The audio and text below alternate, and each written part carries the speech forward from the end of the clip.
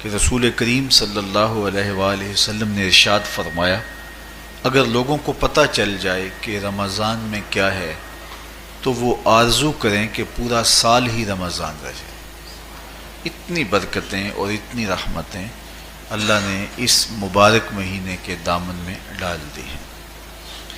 میں نے جو آپ کے سامنے آیت کریمہ تلاوت کی ہے اس میں بھی اس مفہوم کو بیان فرمایا گیا کہ اے ایمان والو، تمہارے اوپر روزے فرض کیے گئے ہیں جس طرح تم سے پہلوں پہ فرض کیے گئے تھے۔ یا ایھا الذین آمنوا کتب علیکم الصیام کما کتب علی الذین من قبلکم۔ کیوں فرض کیے گئے؟ وجہ کیا ہے؟ لعلکم تتقون، تاکہ تم متقی بن جاؤ، تم پرہیزگار بن جاؤ۔ تو روزے کی فرضیت کا نتیجہ تقوی کا حاصل ہونا ہے، اتقاء کی دولت کا نصیب ہونا ہے۔ تو اس آیت کریمہ میں تین چیزیں بیان کی گئی۔ سب سے پہلی، اے ایمان والو، تمہارے اوپر روزے فرض کیے گئے۔ پھر دوسری بات، جس طرح تمہارے سے پہلوں پہ فرض کیے گئے۔ اور تیسری بات، تاکہ تمہیں تقوی کا نور نصیب ہو، تمہیں اتقاء کی دولت نصیب ہو۔ تو ایک تو روزے کی فرضیت کا حکم دیا گیا، اور دوسرا یہ تسلی دی گئی کہ یہ بھوک اور پیاس کی شدت تمہیں ہی نہیں کاٹنا پڑے گی، تم سے قبل بھی لوگ یہ عبادت کرتے رہے ہیں اور وہ اس مشکل عبادت سے تقوی کو حاصل کرتے رہے ہیں، اور تمہیں بھی ہم اس راستے سے تقوی نصیب کرنا چاہتے ہیں۔ علامہ حقی علیہ رحمہ نے لکھا ہے کہ ملک تحمور الثالث، یہ حضرت آدم علیہ السلام کی اولاد سے تیسرا بادشاہ گزرا ہے، اس کے زمانے میں قحط پڑ گیا تھا، تو اس نے اپنی قوم کو یہ حکم دیا کہ ایک وقت کا کھانا آپ کھا لیں اور ایک وقت کا کھانا بچائیں اور وہ قحط زدہ علاقوں میں بھیجیں۔ تو قوم نے اس حکم کو بصر و چشم قبول کیا اور ایک وقت کا فاقہ کاٹ کے اپنے ان بھائیوں کے لیے وہ کھانا بھیجتے جو قحط میں مبتلا تھے۔ قوم کی یہ ادا اللہ کو پسند آ گئی، اور وقت کے نبی پر وحی کی گئی کہ تمہارے اس عمل کو ہم عبادت قرار دیتے ہیں۔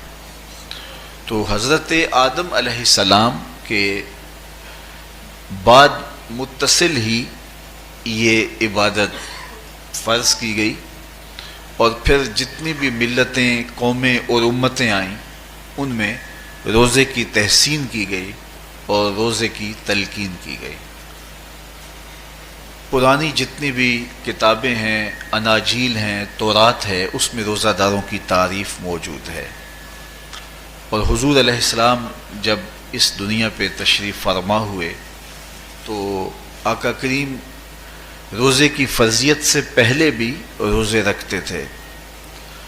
ویسے روزہ سن 2 ہجری کو فرض ہوا ہے، شعبان المعظم کے مہینے میں، لیکن اس سے قبل بھی ایام 20 کے حضور روزے رکھتے تھے، اور اس کے علاوہ بھی مختلف ایام میں اللہ کے محبوب روزے رکھتے تھے۔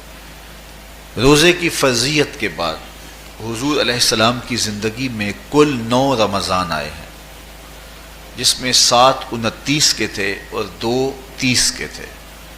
یہ بات ذہن میں رکھیے گا کہ روزے 29 ہوں، ثواب پھر بھی 30 کا ہی دیا جاتا ہے۔ تو زیادہ تر جو رمضان المبارک کے مہینے ہوتے ہیں وہ 29 کے ہوتے ہیں، 30 کے کم ہوتے ہیں۔ حضور کی زندگی میں 9 میں سے 7 جو ہیں وہ 29 کے ہوئے ہیں اور 2 30 کے ہوئے ہیں، تو ثواب پورے 30 کا ہی ہے۔ بعض لوگوں کو زیادہ ہی مسئلہ ہوتا ہے، 29 ہو جائیں تو یہ اللہ کا کرم ہے کہ روزہ رکھنا بھی نہیں پڑا اور 30ویں کا ثواب بھی مل گیا، لیکن وہ شور مچا دیتے ہیں کہ یہ روزہ کھا گئے ہیں۔ میرا نہیں خیال کہ کسی کو اپنے ذمے اتنی بڑی امت کا بوجھ لینے کی پریشانی ہو اور وہ خام خواہ ایک روزے کے لیے پوری امت کا بوجھ اپنے کندھوں پہ ڈال لے. تو 29 روزے ہوں یا 30 ہوں، اللہ ثواب پورے 30 کا ہی عطا کرتا ہے. روزہ اللہ تعالیٰ جل شانہ کی رضا اور اس کی محبت کے حصول کا ذریعہ ہے، اور اس کا عملی نتیجہ جو اس آیت کریمہ میں بیان کیا گیا وہ تقوی ہے. لعلکم تتقون. روزہ اس لیے فرض کیا گیا کہ تمہیں تقوی نصیب ہو جائے، اتقاء کی دولت نصیب. اب سوال یہ ہے، کیا تقوی بھوک اور پیاس سے حاصل ہوتا ہے؟ پیاس کاٹنے سے، بھوک کاٹنے سے کیا تقوی نصیب ہو جاتا ہے؟ صبح سے لے کر شام تک روزہ رکھنے کی تلقین کی گئی. یہاں ناروے میں اور مختلف ممالک کے اندر 20 گھنٹے کا روزہ ہے، اور ہمارے بھی یہاں 16-17 گھنٹے مسلسل شدت کی گرمی میں بھوک اور پیاس کاٹنا ہوتی ہے. اتنا طویل دورانیہ جو بھوک اور پیاس کاٹی ہے، اس کا مقصد رزق بچانا نہیں ہے، بلکہ وَيُزَادُ فِيهِ رِزْقُ الْمُؤْمِنِ. ماہ سیام میں مومن کا رزق بڑھ جاتا ہے. آپ اپنا بجٹ دیکھ لیجئے، باقی مہینوں کی نسبت ماہ سیام میں آپ کے اخراجات زیادہ ہوتے ہیں اور کشادگی ہوتی ہے. تو یہ کوئی خوراک بچاؤ مہم نہیں ہے، بلکہ رزق تو بڑھ جاتا ہے. لیکن اس کے باوجود 20 گھنٹے، 17 18 گھنٹے پیاس اور بھوک کاٹنا، اس کا کوئی مقصد ہے تو وہ مقصد قرآن نے بیان کیا کہ اس کے نتیجے میں تمہیں اتقاء کی دولت ملے گی، تمہیں تقوی کا نور نصیب ہوگا.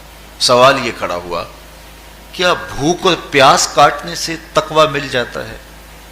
تو اس کو سمجھنے کے لیے ایک مختصر تمہید سمجھنا ہوگی، اور وہ یہ کہ ہمارے 2 دشمن ہیں جو ہمیں جادہ مستقیم سے ہٹانے کے لیے دن رات کوشاں ہیں. ایک شیطان اور دوسرا نفس. یہ 2 دشمن ہیں جو ہماری متاع عمل، ہمارا خلوص، ہماری للہیت، ہمارا باطن لوٹنے کے لیے ہر وقت مستعد اور فعال رہتے ہیں. اب ان 2 دشمنوں سے ہمارے تنہا ناتواں وجود کا مقابلہ ہے، اور ان میں سے جو بڑا دشمن ہے وہ نفس ہے.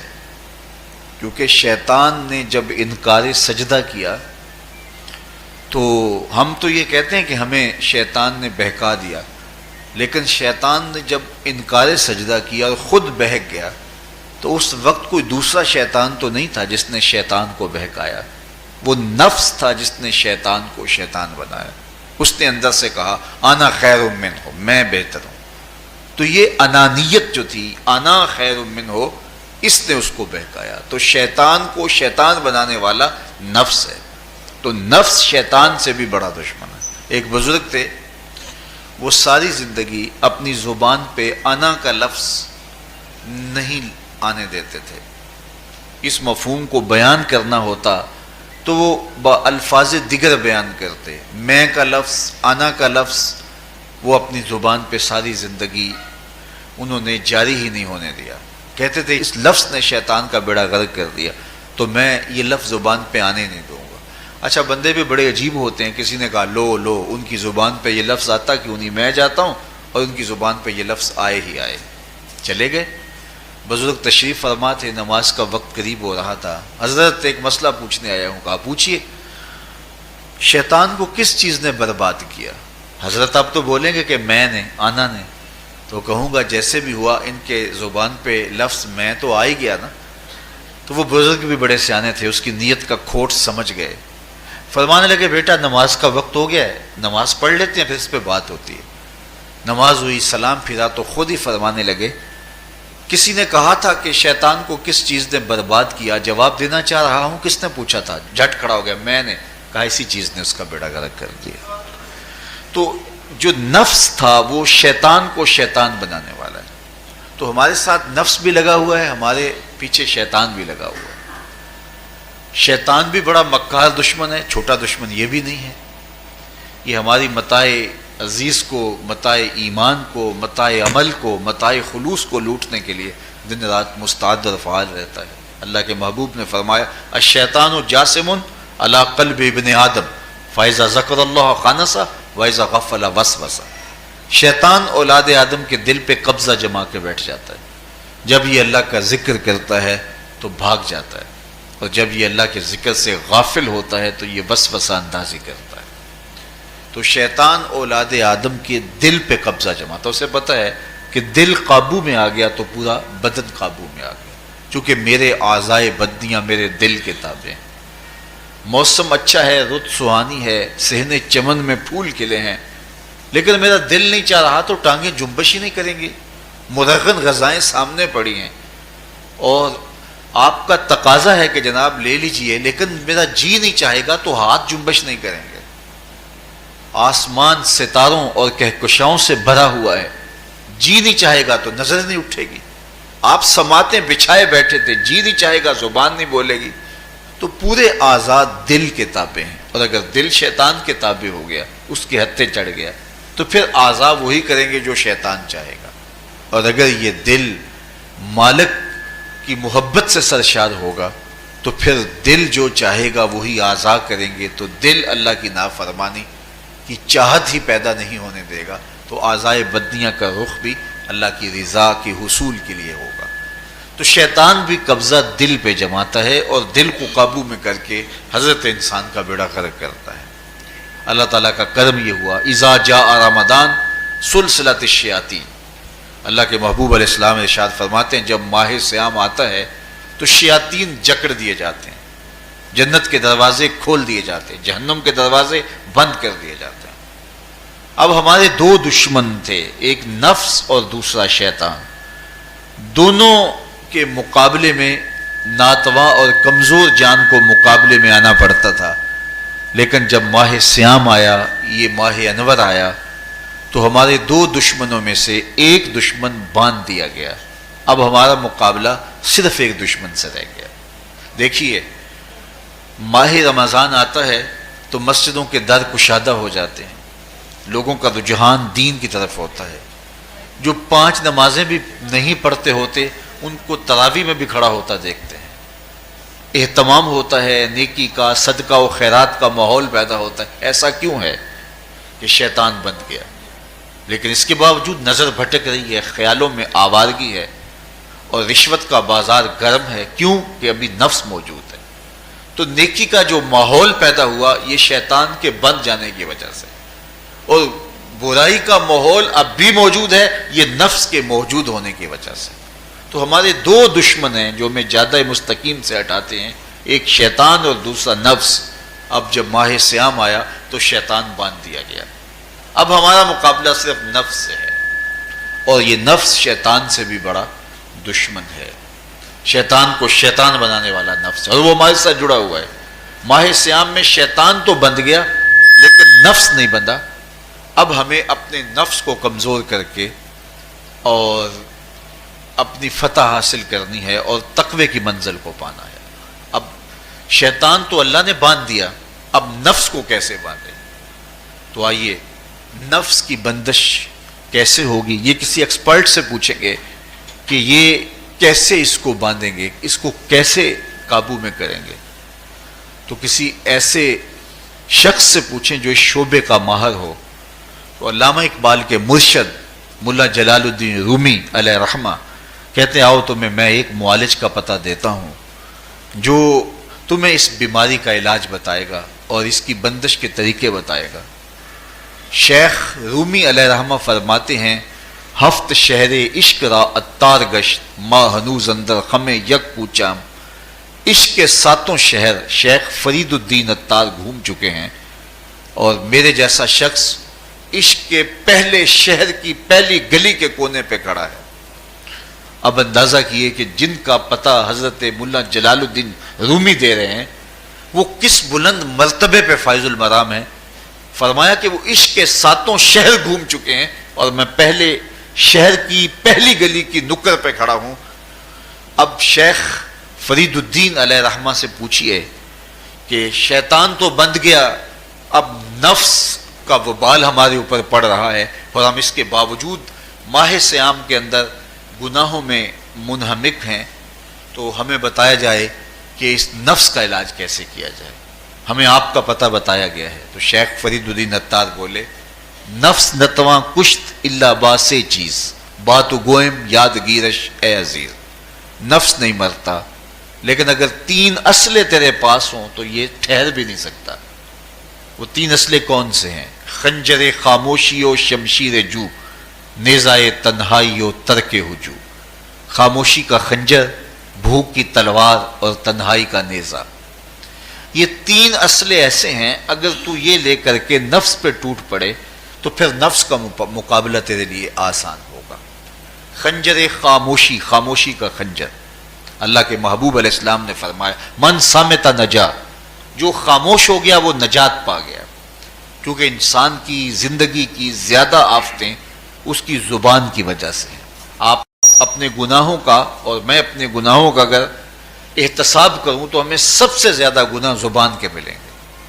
آنکھیں بھی گناہ کرتی ہیں، ہاتھ بھی گناہ کرتے ہیں، پاؤں بھی گناہ کرتے ہیں، لیکن سب سے زیادہ گناہ زبان کرتی ہے۔ جھوٹ بھی بولتی ہے، غیبت بھی کرتی ہے، شکوہ بھی کرتی ہے، گالی سب و شتم اور کیا کچھ زبان کے گناہ ہیں۔ اسی لیے اللہ کے محبوب نے فرمایا جو تمہارے دو جبڑوں کے درمیان ہے، یعنی زبان، اور دو ٹانگوں کے درمیان ہے تمہاری پارسائی کی جگہ، تم ان دو چیزوں کی مجھے ضمانت دے دو، میں محمد تمہیں جنت کی ضمانت دے دیتا ہوں۔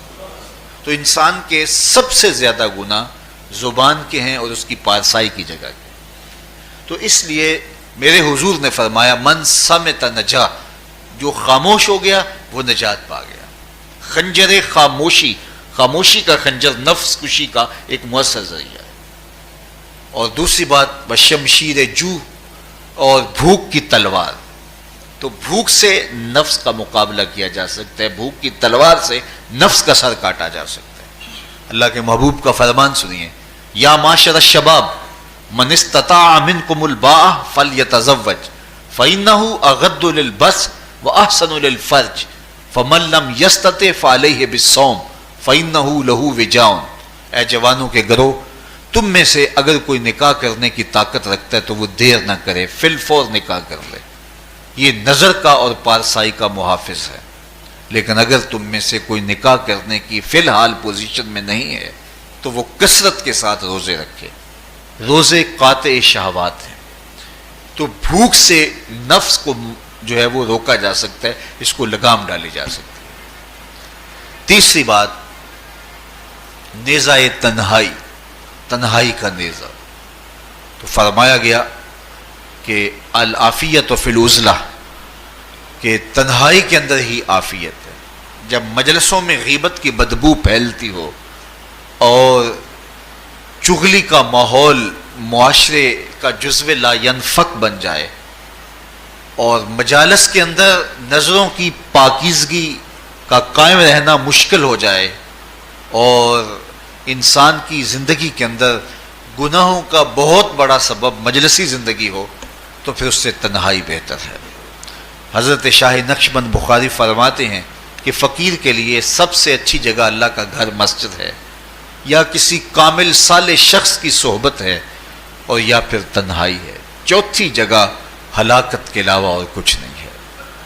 ہمیں اپنے کاروبار میں، اپنے معاملات میں، اپنی ملازمتوں میں جانے کی تلقین کی گئی، تو وہاں یہ تلقین کی گئی کہ دیر سے جاؤ جلدی واپس آ جاؤ، اور مسجد میں جاتے ہوئے تلقین کی گئی کہ جلدی جاؤ اور دیر سے واپس آؤ۔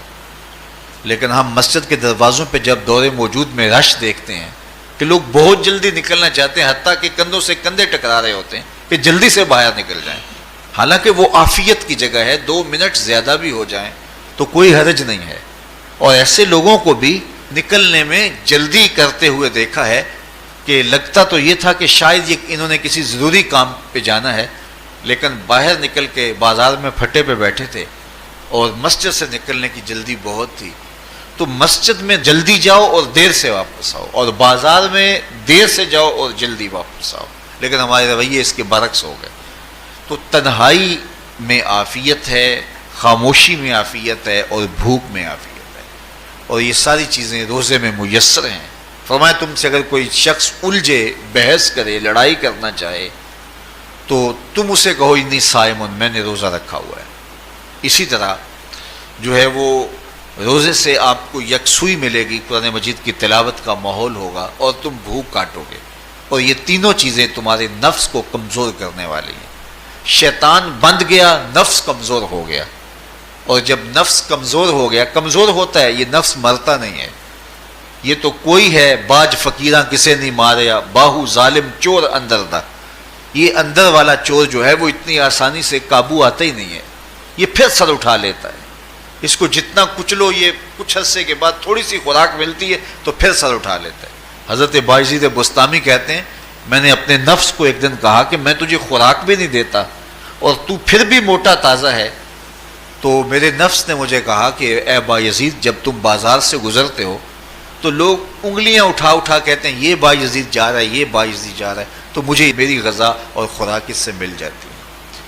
تو یہ خوراک ہوتی ہے نفس کی. تو نفس بہت ظالم ہے اور ساری زندگی اس سے لڑتے ہوئے گزرتی ہے. وہ کسی نے کہا تھا نا، تمام عمر طوفان سے کھیلتے گزری، نیا کے ڈوبنے کا ڈر بھی رہا. تو یہ ساری زندگی اس طرح ٹکراتے ہوئے سے گزرتی. لیکن جب کمزور ہو جائے تو پھر یہ شیطان کو جو ہے وہ موقع نہیں دیتا ہے. لیکن اگر نفس ماہ سیام میں ہمارا کمزور نہ ہوا، صرف ہم نے بھوک ہی کاٹی اور باقی اپنے معمولات وہی رکھے، تو میرے حضور نے فرمایا جس نے جھوٹ اور برے کام نہیں چھوڑے اور جھوٹے کام ترک نہیں کیے، اس کے بھوکا اور پیاسا رہنے کی اللہ کو کوئی ضرورت نہیں ہے. روزہ تو ایک مشق تھی، یہ تو باطن کی تطہیر کا ایک ذریعہ تھا، یہ تو من کی تہذیب کا ایک ذریعہ تھا، یہ تو نفس کی شر سے اپنے آپ کو بچانے اور شیطان کے مکر و فریب سے بچانے کا ایک ذریعہ تھا.